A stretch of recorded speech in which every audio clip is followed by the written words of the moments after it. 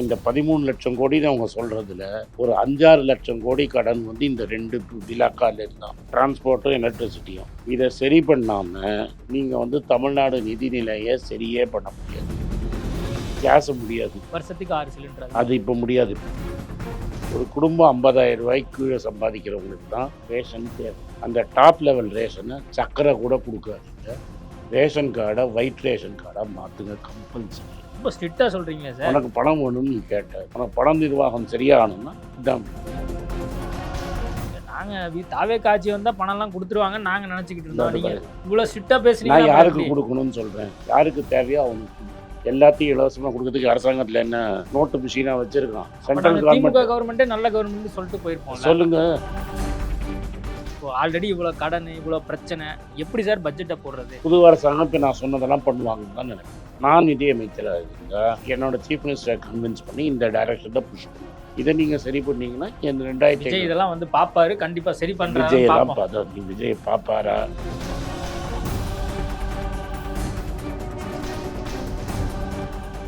சாப்பிட்டு பாருங்க, டேஸ்ட் சும்மா கெத்தா இருக்கும். டெய்லி டபுள் ரோஸ்டட் ரவா, தி பெர்ஃபெக்ட் ரவா. பெண்களுக்கு ஏற்படும் கர்ப்பப்பை பிரச்சனைகள், ஆண்களுக்கு ஏற்படும் விந்தணு குறைபாடுகளை சரி செய்து இயற்கையான முறையில் கருத்தரிக்க ethnic health care natural fertility centre. IBC Tamil நேயர்களுக்கு வணக்கம். இன்றைய சிறப்பு நேர்காணலில் நம்மோடு இணைந்திருக்கிறார் ஆனந்த் சீனிவாசன் அவர்கள். வணக்கம் சார். வணக்கம். தமிழ்நாட்டினுடைய வெள்ளை அறிக்கை வந்து வெளியிடப்பட்டிருக்கு. அந்த வெள்ளை அறிக்கையை நீங்கள் பார்த்துருப்பீங்க. தமிழ்நாட்டுடைய நிலவரம் என்ன அப்படிங்கிறத டிரான்ஸ்பரண்ட்டாக வந்து காட்டியிருக்காங்க. உங்களை பொறுத்த வரைக்கும் நீங்கள் ஒரு பொருளாதார நிபுணரும் கூட, எப்படி பார்க்குறீங்க? முதல்ல நீங்கள் என்ன பார்க்கணுன்னா, ஒரு 5 வருஷத்துக்கு முன்னாடி இதே மாதிரி இன்னொருத்தர் வந்து ஒரு வெள்ளை அறிக்கை போட்டார். அந்த வெள்ளை அறிக்கையும் இந்த வெள்ளை அறிக்கையும் ஒரே வெள்ளை அறிக்கையாக தான் இருக்குது, எக்ஸப்ட் ஒரு 2 பேஜ் இது எக்ஸ்ட்ரா. அவர் என்னெல்லாம் பண்ணுவேன்னு சொன்னாரோ அதை அவரால் பண்ண முடியுது. அதில் என்னென்னா, நடுவில் பார்த்தீங்கன்னா, அதுவும் நீங்கள் எப்போதும் கடைசி வருஷத்தை பார்க்கக்கூடாது. எப்படி அது ட்ராவல் ஆச்சுன்னு பார்த்தீங்கன்னா, நடுவில் பிடிஆர் இருந்தபோது அது ஒரு மாதிரி அட்லீஸ்ட் ரெவென்யூ டெஃபிசிட்டை ஒரு மாதிரி கட்டுக்கோப்பில் கொண்டு வந்துட்டார். அதுக்கப்புறமா திரும்பி அது மோசமாக போயிடுச்சு. கிளியராக பார்க்குறது என்னென்னா, எக்ஸ்ட்ரா 3 லட்சம் கோடி வெள்ளம் இருக்குது பார்த்தீங்களா, டிரான்ஸ்போர்ட்டும் எலக்ட்ரிசிட்டியும். அது ஒரு பெரிய ப்ராப்ளம். இது இந்த 10 லட்சம் கோடிங்கிறது எக்ஸ்ட்ரா 28% ஆனது என்னென்னா, கடைசி எலெக்ஷன் போது கொடுத்த ஃப்ரீ பீஸ் 5,000 ரூபா கொடுத்தார்ல, அந்த 5,000 ரூபாவோட இம்பேக்ட் தான் அந்த 3% எக்ஸ்ட்ரா கடன் ஏறினது. அந்த கடைசி வருஷம் ஃப்ரீ பீஸ் இல்லைன்னா அது 25க்குள்ளேயே இருந்திருக்கும். நான் பார்த்த வரைக்கும் 2-3 பெரிய ப்ராப்ளம் தமிழ்நாட்டுக்கு. அது எந்த ஆட்சி வந்தாலும் பெருசாக பண்ண முடியாதுங்கிறது டிரான்ஸ்போர்ட்லேயும் எலக்ட்ரிசிட்டிலையும். இந்த ரெண்டில் என்ன பண்ண முடியாதுன்னு நீங்கள் சொல்ல வர்றீங்க? யார் ஆட்சிக்கு வந்தாலும் அது இழப்பிலே தான் இருக்கும், அல்லது வருவாய் பற்றாக்குறை அந்த அது மாதிரி இன்னும் மோசமாக தான் போகும். இல்லை, அதை வந்து சரி செய்ய முடியாது. இப்போ இவங்க சொல்கிறாங்களே, லீக்கேஜ் தான் முக்கிய காரணம் அப்படின்னு அவங்க சொல்கிறாங்க. அதே மாதிரி அட்மினிஸ்ட்ரேஷனை வந்து சீர்திருத்தம் பண்ணால் இதெல்லாம் கரெக்ட் பண்ணலாம் அப்படின்னு கொஞ்சம் சொல்கிறாங்க. இருங்க சார், நான் சொல்கிறேன். 8 ரூபா பொருள் 5 ரூபாய்க்கு விற்றா யாராக இருந்தாலும் முடியாது. ஒரு பொருள் 7 ரூபாய்க்கு வாங்குறீங்கன்னு வைங்க, அது 7 ரூபா 7 ரூபாய்க்கு விற்றா கூட நீங்கள் சீர்திருத்தத்தில் அதை சரி பண்ண முடியும். 7 ரூபா பொருளை 6 ரூபா 50 பைசாக்கு விற்கிறீங்கன்னா, அந்த 50 பைசா துண்டு உங்களோட டேக்ஸ் பணத்தில் என்ன வரணும். இந்த கட்சி அந்த கட்சியில் எல்லா கட்சியுமே என்ன சொன்னாங்கன்னா, நாங்கள் எலக்ட்ரிசிட்டி ஃப்ரீயாக தரோம். அந்த எலக்ட்ரிசிட்டி ஃப்ரீயாக யாருக்கு தேவைன்னு கூட இல்லாமல், யாரெல்லாம் 200 யூனிட்டுக்கு இருக்காங்களோ அவங்களுக்கு கொடுக்குறோன்னும், விவசாயிக்கு ஃப்ரீயாக கொடுக்குறோன்னும். இது 2 தான் பெரிய காரணம். அதுக்கப்புறம் பொருள் திருட்டு ஒரு எலக்ட்ரிசிட்டி திருட்டு ஒரு காரணம். என்ன கேட்டேன்னா, என்னோட தாழ்மையான கருத்து, நிஜமாக விவசாயம் பண்ணுறவங்க தமிழ்நாட்டில் எவ்வளோ ஃப்ரீ கனெக்ஷன் இருக்கோ அவ்வளோ கிடையாது. முறைகேடாக தான் வந்து வாங்கியிருக்காங்க. 10 பேர் இருந்தாங்கன்னா 100 கனெக்ஷன் இருக்கு. ரைட்டா?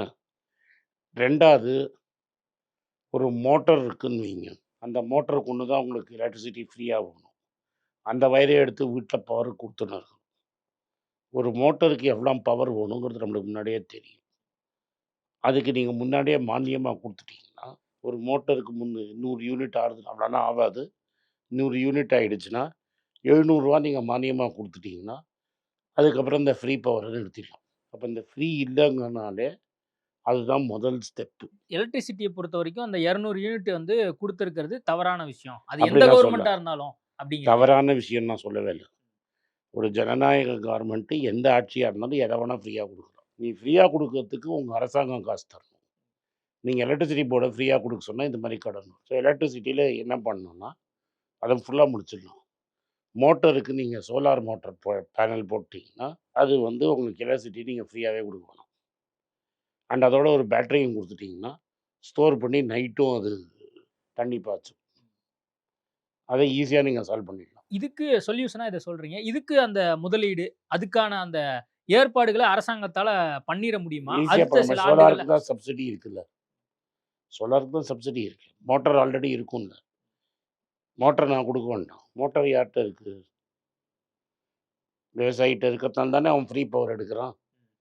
அதுக்கு 2 சோலார் பேனல் போடுறதுக்கு எவ்வளோ காசு ஆகும்? நான் சொல்கிறேன், இப்போ வந்து ஒரு மோட்டர் எல்லாரும் என்ன நினைக்கிறாங்கன்னா, ஒரு மோட்டருக்கு ரூ. 20,000 ஆகும்னா ஆகாது. ஒரு காலேஜுக்கே போடுறது எனக்கு 65 லட்ச ரூபா தான் ஆகும். ஒரு பெரிய 15,000 பேர் காலேஜ். இப்போ அந்த வேலையெல்லாம் குறைஞ்சிருச்சு. 15,000 ஆகுதுன்னே வச்சுக்கோங்க. ஒரு வாட்டி 15,000 நான் கொடுத்துட்டா அதோட என் செலவு ஓவர். 2வது விவசாயிங்க என்ன சொல்கிறாங்கன்னா, நீ மீட்டரே பண்ணக்கூடாது. நான் ஓசியில் கொடுக்குறேன், எனக்கு மீட்டர் போடணும். இதையும் நீ மீட்டரும் போட்டேன்னா அவர் சொல்கிற லீக்கேஜுங்கிறது நின்று போயிடும். 2வது எலக்ட்ரிசிட்டியை நீங்கள் ஏன் ஃபுல்லாக கவர்மெண்ட் கண்ட்ரோலில் வச்சுருக்காங்கன்னா, முன்னாடி இருந்த எல்லா பார்ட்டியும் இந்த வாட்டி அது மாறி இருக்கு. முன்னாடி எந்த பார்ட்டியாக இருந்தாலும் போன 40-50 வருஷத்தில் இருந்த எல்லா பார்ட்டியும் கறி இம்போர்ட் பண்ணுவாங்க. அந்த டெண்டரில் அறப்போர் இயக்கமே நிறைய கேஸ் போட்டிருக்காங்க. கப்பல்லேருந்து இறக்க கான்ட்ராக்டும் உண்டு. இதை தவிர வந்து டிரான்ஸ்ஃபர் மாஃபியான்னு ஒன்று இருக்கும். இங்கே நாங்கள் ஆளை ட்ரான்ஸ்ஃபர் பண்ணுறது, ட்ரான்ஸ்ஃபருக்கு காசு வாங்குறது, இதெல்லாம் ரொம்ப காமன். அட்மினிஸ்ட்ரேஷனில் அவ்வளோ பேரே தேவையில்லாமல் அட்மினிஸ்ட்ரேஷனில் இருக்காங்க. லைன்மென் கம்மியாக. ஆக்சுவலாக உங்களுக்கு எங்கே ஆள் வேணுமோ அங்கே ஆட்களில் எங்கே ஆள் தேவையில்லையோ அங்கே நிறைய இருக்காங்க. இதை நீங்கள் சரியாக பண்ணீங்கன்னா தான் அதுக்கு சரி பண்ண முடியும். இது எலக்ட்ரிசிட்டிக்கு. தட் இஸ் அப்போ தான் உங்களால் ஃப்ரீயாக கொடுக்க முடியும். எது 100 யூனிட் ஃப்ரீயாக கொடு, 150 ஃப்ரீயாக கொடு, இங்கே காசு வரும். இன்னொரு ப்ராப்ளம் என்னென்னா, தமிழ்நாட்டிலேருந்து எக்ஸ்போர்ட் பண்ணுறவங்க கஷ்டப்படுற காரணம் எல்லாமே நீங்கள் வந்து யார் நிறைய பவர் கன்சியூம் பண்ணுறாங்களோ அவங்கள்ட்டேருந்து ஜாஸ்தி பணம் பிடுங்குறீங்க. யார் கன்சியூம் லெஸ்ஸாக பண்ணுறாங்களோ அவங்கள்ட்டேருந்து கம்மியாக வாங்குறீங்க.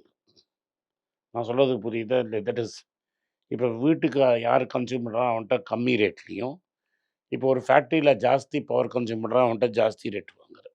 நார்மலாக பிஸ்னஸ் வியாபாரம் எப்படின்னா, யார் நிறைய சரக்கு வாங்குறானோ அவனுக்கு கம்மி விலையும், நார்மலாக வாங்குறவனுக்கு நார்மல் விலையும் கொடுக்கணும். மந்த்ஸ் நீ 200 யூனிட்டுக்கு மேலே ஃப்ரீயாக கொடு, 200 யூனிட்டுக்கு மேலே வாங்குறவனை நீ மார்க்கெட் ரேட்டில் தான் தீட்டணும். இதை நீங்கள் பண்ணிங்கன்னா நிறைய ரெசிஸ்டன்ஸ் வரும். இப்போ எங்கள் மாதிரி வீட்டில் உட்காந்துன்னு இருக்கிறவங்க கூட 200 யூனிட்டுக்கு கம்மியாக இருந்தால் காசு இல்லைன்னா இருக்க முடியாது. யாருக்கு அந்த 200 யூனிட் ஃப்ரீங்கிறதையும் நீங்கள் கட்டுப்பாட்டில் கொண்டு வரணும். இது மின்சாரத்துறைக்கு. போக்குவரத்து துறைக்கு? போக்குவரத்து துறைக்கு தான் நீங்கள் வந்து டிரைவரை பார்ட் டைம் டிரைவர் போட்டு, அட்மினிஸ்ட்ரேஷன் ஸ்டாஃப் எவ்வளோ போட்டு வச்சுருக்கீங்க.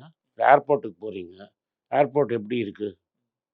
மெட்ராஸ் ஏர்போர்ட் போயிருக்கீங்களா? இதுக்குள்ளே மோசமான ஏர்போர்ட் மெட்ராஸ் ஏர்போர்ட்டு. அதில் எவ்வளோ அட்வர்டைஸ்மெண்ட் போடுறாங்க, எவ்வளோ ரெவென்யூ வருது, எவ்வளோ வருது? நீங்கள் விழுப்புரம் அந்த மாதிரி ஏதாவது ஒரு பஸ் ஸ்டேஷனுக்கு போனீங்கன்னா அது நாறும். மனுஷன் அதுக்கு போகவே முடியாது. ஒரு ப்ராப்பரான பாத்ரூம் கூட கிடையாது. அதை நீங்கள் ப்ரைவேட் ஹேண்ட்ஸில் அது ஸ்பான்சர் பிடிச்சி அட்வர்டைஸ்மெண்ட் போட்டிங்கன்னா எவ்வளோ காசு வரும்?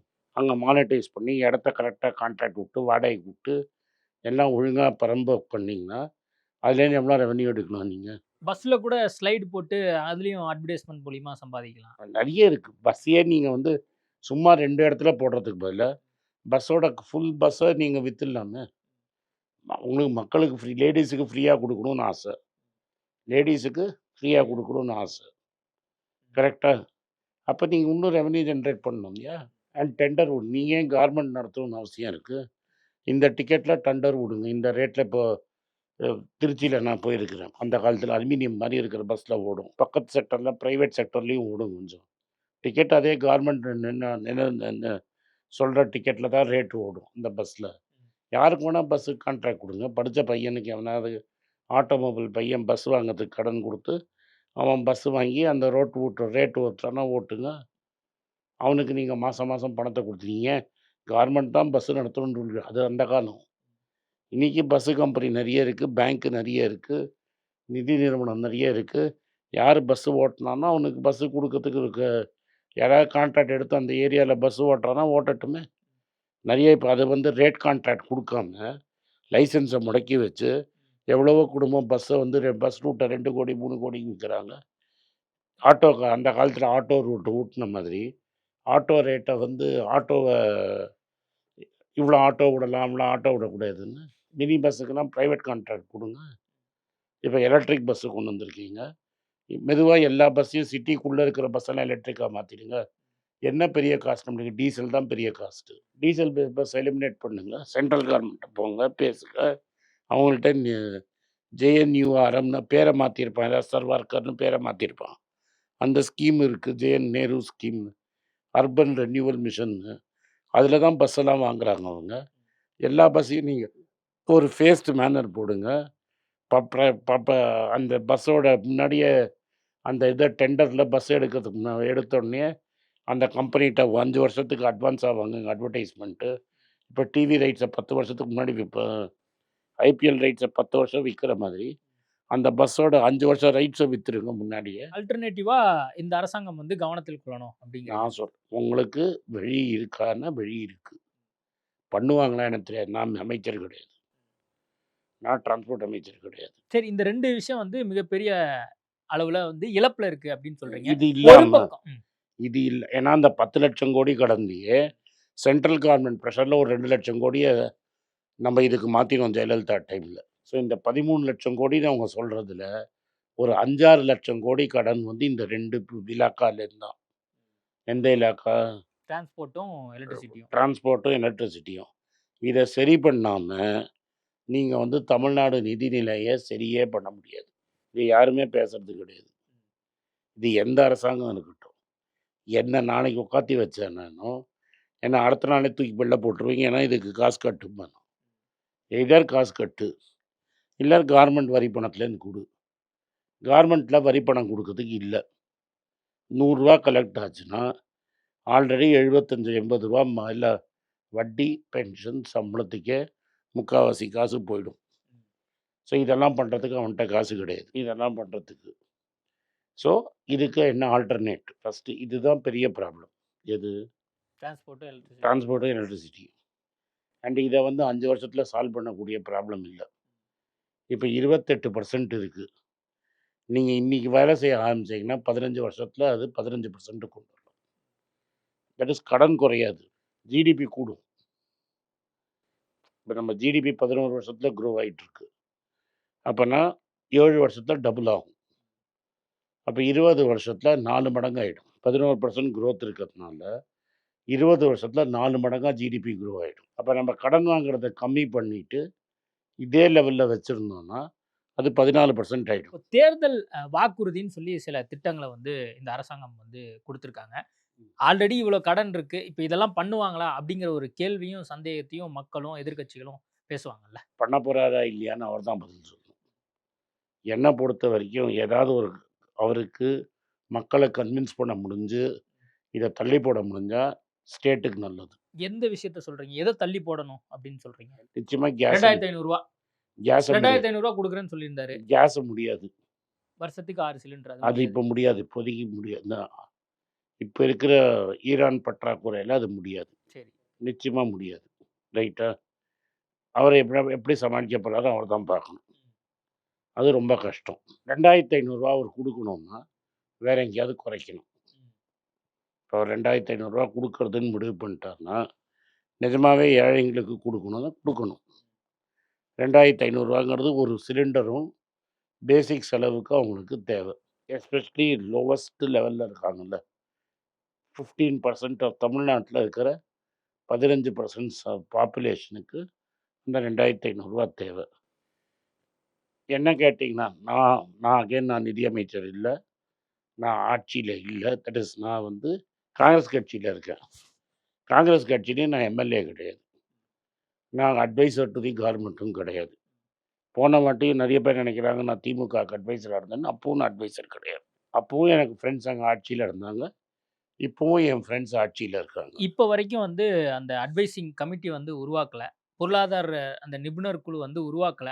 ஒருவேளை வந்து இதெல்லாம் பார்த்துட்டு அதெல்லாம் என்னமோ கூ- வந்து அதெல்லாம் சேர்த்துக்கிறாங்களோ கூப்பிட என்னமோ அதெல்லாம் நம்மளோட பெரிய ஆளுங்கள்லாம் இல்ல நிறைய நெறைய பேர். பேர் இப்ப நான் கடந்த 2, 3 நாளா பல பேர்ட்ட பேட்டி எடுக்கிறேன். இந்த வெள்ளை அறிக்கை வந்த பின்பாக. இதுவரைக்கும் வந்து இவங்க அந்த பொருளாதார நிபுணர் குழு அமைக்கல. அதுல வந்து முக்கியமான ஆட்கள் எல்லாம் வந்து சேர்த்துட்டு இவங்க வந்து பல்வேறு சஜஷன கேட்கணும் அப்படின்னு வந்து சொல்றாங்க. ஏன்னா திமுக ஆட்சியில அந்த மாரி பல்வேறு குழுக்கள் அமைக்கப்பட்டது. ரகுராம் குழுக்க ராஜன் அந்த போன்றவர்கள் ஆனா வந்து அவங்க பண்ணாங்க. எவ்வளோ அந்த மாரி இந்த ஆட்சியும் வந்து இத குழு பண்ணணும் குழு அப்படிங்கிறாங்க. அழிக்கப்பட்டது.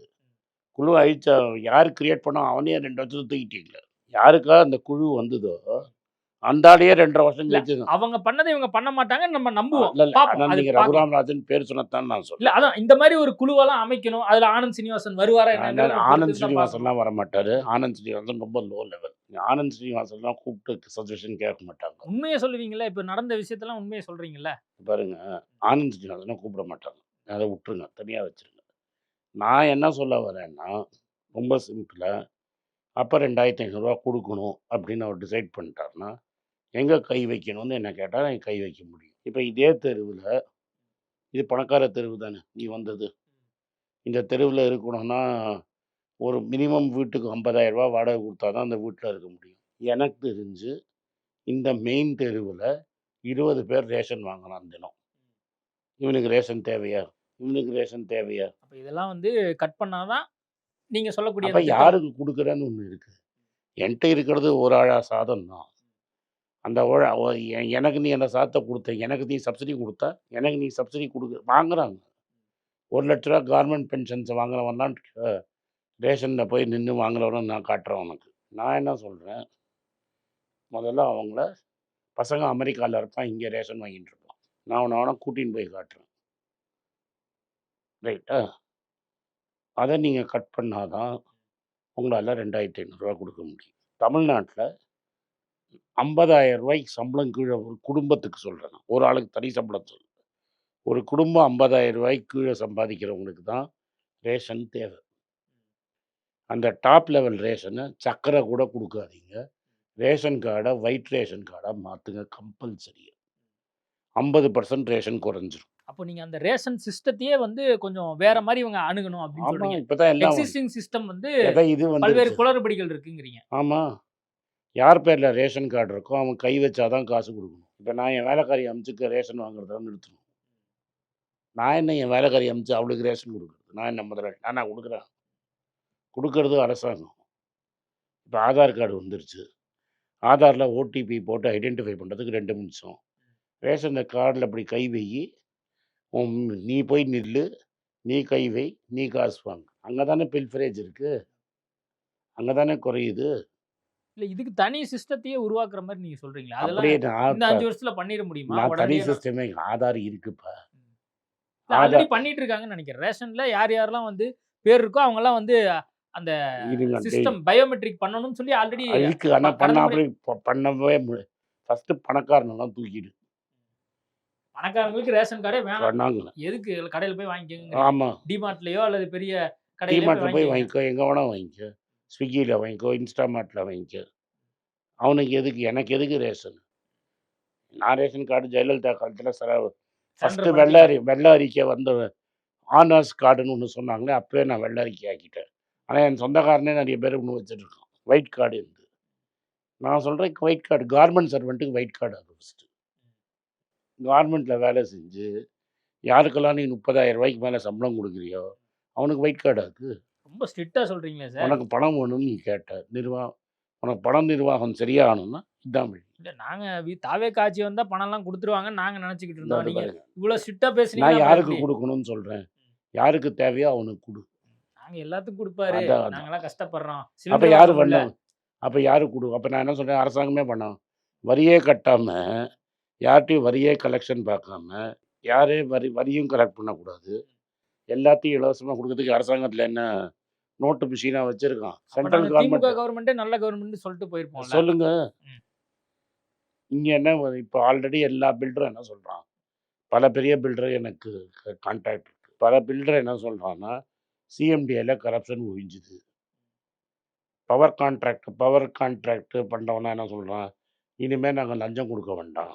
சரி இதெல்லாம் வச்சு இந்த அரசாங்கத்த சரி செஞ்சிட முடியாதா? எங்கள்ட்ட வந்து தான் அந்த 2500 ரூபா கொடுக்க முடியாது உங்களுக்கு அல்லது இதெல்லாம் 2500 கரெக்ட் பண்ணி தான் வந்து இதெல்லாம் சரி செய்ய முடியும். உங்களுக்கு 2500 கொடுக்கலாம், நான் யாரும் முடியாதுன்னு. ஏழைங்களுக்கு கொடுன்னு தானே சொல்றேன். இல்ல ரேஷன் நீங்க சிஸ்டத்தெல்லாம் ஒரு ஆமா, ஆர்கனைஸ் யாருக்கு சொல்றேன்? நான் உடனே நாளைக்கே பண்ணிடலாம். இல்ல நீங்க இங்க இருந்த லீக்கேஜ் எல்லாம் சரி பண்ணிட்டீங்கன்னா Leakage. ஆட்டோமேட்டிக்கா கொடுத்துட்டு போயிடலாம்ல. அதான் கொடுக்கலாம்னு சொல்றேன் நான். அவருக்கு கொடுக்கணும். நான் என்ன சொன்னேன்? கொடுக்கணும்னு நினைச்சாருன்னா கொடுக்க முடியும். இப்போ இருக்கிற ஈரா நீராக்கு வரல அந்த 6 சிலிண்டர் கொடுக்கறது கஷ்டம். 2500 டெஃபினட்டா முடியும். இதை டைட் பண்ணாருன்னா. இப்போ பட்ஜெட் வேற வரப்போகுது. ஆல்ரெடி நம்ம அந்த ஒயிட் பேப்பரை பத்தி பேசணும். ஆல்ரெடி இவங்க தேர்தல் வாக்குறுதி என்னென்ன கொடுத்துருக்காங்க இன்னொன்று பேசணும். பட்ஜெட் டாக்ஸ் லீக்கேஜ் நிறைய இருக்கு. இவங்க கலெக்ட் பண்ணக்கூடிய வரியை சரியாக கணக்கு. பெரிய லெவல் கரப்ஷன்னு இந்த ரெஜிஸ்டர் ஆஃபீஸ் எஸ்ஆர்ஓ ஆஃபீஸில் தான் நடக்குது. அதுதான் 3 பெரிய டேக்ஸ் வரி தான். ஒன்று ஸ்டேட் ஜிஎஸ்டி டைரெக்டாக கலெக்ட் பண்ணுறது, ஒன்று பெட்ரோல் டீசலு, இன்னொன்று எஸ்ஆர்ஓ, 4வது டாஸ்மாக். இது 4 தான் மெயினாக உங்களுக்கு வரி. அப்புறம் இந்த ஆட்டோ டேக்ஸு கொஞ்சம் வரும், ரைட்டா? ஸோ நீங்கள் லீக்கேஜ்னால் நீங்கள் வந்து ரியல் எஸ்டேட்டில் எஸ்ஆர்ஓ ஆஃபீஸில் தான் கை வைக்கணும். உங்களுக்கு டாஸ்மாக் குறையணும் அப்படின்னா 2 இடத்த பப்ளிக் டிஸ்ட்ரிபியூஷன்லையும், பப்ளிக் டிஸ்ட்ரிபியூஷனை யாருக்கு தேவையோ அவனுக்கு 20 கிலோக்கு பதிலாக 40 கிலோ கொடு. யாருக்கு தேவையோ அவனுக்கு 20க்கு பதிலாக 40 கிலோ கொடு. 5 கிலோக்கு பதிலாக 10. சக்கரை கொடுக்காத எல்லாருக்கும் டயபிட்டிஸ் வந்துடும். நம்ம ஊரில் டயபிட்டிஸ் கேபிட்டல் ஆகிட்டோம் நம்ம. பட் மற்ற எல்லாமே இன்க்ரீஸ் பண்ணுங்க. எண்ணெய் இன்க்ரீஸ் பண்ணுங்க, பருப்பு இன்க்ரீஸ் பண்ணுங்க, அரிசி இன்க்ரீஸ் பண்ணுங்க, கொஞ்சம் கோதுமை கொடுங்க, யாருக்கு தேவையோ கொடுங்க. இன்னொன்று, நீங்கள் ட்ரிவாண்ட்ரம் பக்கம் போனீங்கன்னா நம்ம ஊரில் அந்த ஊரில் ஒரு கம்பல்சரி உண்டு. நீ வேஷ்டி கட்டினா தான் கோயிலுக்குள்ளே போக முடியும், ரைட்டாக? நம்ம ஆளுங்க வேஷ்டி இல்லாமல் போவாங்க.